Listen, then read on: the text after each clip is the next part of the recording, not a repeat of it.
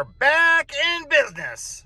Okay, well, I'm back here on this 850 wagon, and where we left off is it wasn't starting, and so I think it's one of three things. So it's either a fuel pump relay, the cam position sensor, or the fuel pump, or it could be another position sensor, crankshaft position sensor.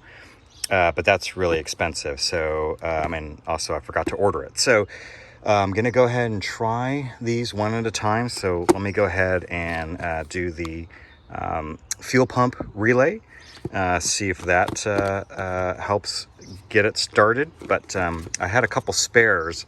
They were used spares, but none of them work. So I ordered a brand new one from our folks at IPD, and we'll give that a try. Okay, so I swapped out the relay, but when I turned the key, I couldn't hear the fuel pump come on. So my guess is that it's the fuel pump itself, which I'm gonna go rent a tool to open up that that cap and replace the fuel pump. So let me go rent the tool and come back and try the pump. All right, so I'm in the back of this Volvo 850, and I've got a fuel pump here to replace, to see if that fixes my no start position problem.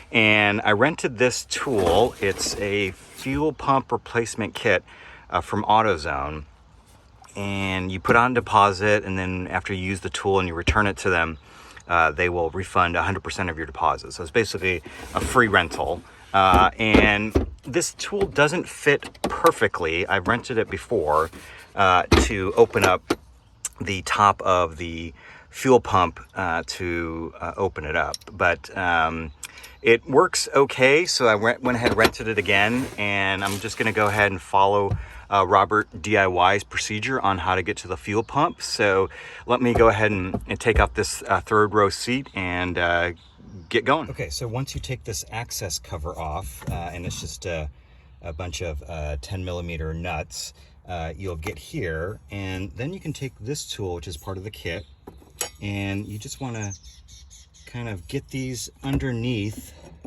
the fuel lines, and then you pry it, and then they'll just pop right off. So you got to kind of wiggle your way in there, and once you get it, then you pull the two fuel lines. One's a return line and one's a feed line, and just kind of get these out of the way. So if I can get it, maybe I've got to pry it a little bit more. Hold on. Okay, I actually had to remove the bench in order to get to the plugs. I forgot to do that. So got those out, and I can unplug it, and then we'll go ahead and unscrew this cap, which this is where this tool comes in handy to fit over this. And like I said, it doesn't fit super well, but it's close enough to get the job done. So let me go ahead and unscrew it. And then once you sort of get it started, it kind of just spins out. You can spin it out by hand, and then we'll just pull the whole thing out. Okay, so here's the new one, and we'll go ahead and put it back in, and you just got to remember the orientation of which port goes where, but kind of fit that in. Goes in nice and tight, and then it's sort of just the reverse of uninstallation. So I'm just going to put this cap back on, plug the connector in, and then plug these back in, and then we'll see if the car will start. Okay, so got it all back together, and I'm gonna go to the front of the car, see if I turn on the ignition, whether I hear the fuel pump going. Okay, it's super quiet, but I think I heard the fuel pump prime when I turned it on. So let me go see if I can start the car, and then I'm come back here and check if there are any leaks. All right, well, unfortunately, it's still not starting. So, but it does sound like the fuel pump is going. So I don't know if that was part of the problem. I mean, just may have had a multi-component failure. But let me go ahead and now go on to the next item, which is the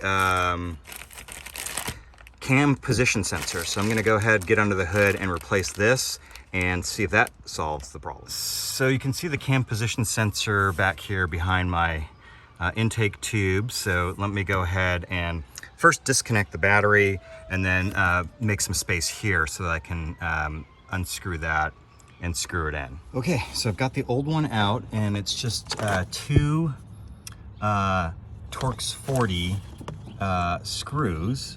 And once you take it out, there's a little plug. You unplug that and we're getting ready to put the new one back in. So here they are side by side. You can see this one's pretty dirty, but these have been known to fail. So I'm hoping that this is it, because after this I'm sort of out of options or out of clues, out of ideas on what to do next. I mean, it could be I'm not getting anything to the coil, but I remember replacing this coil a while back, and so I don't know if none of my stuff's pushed in tightly enough.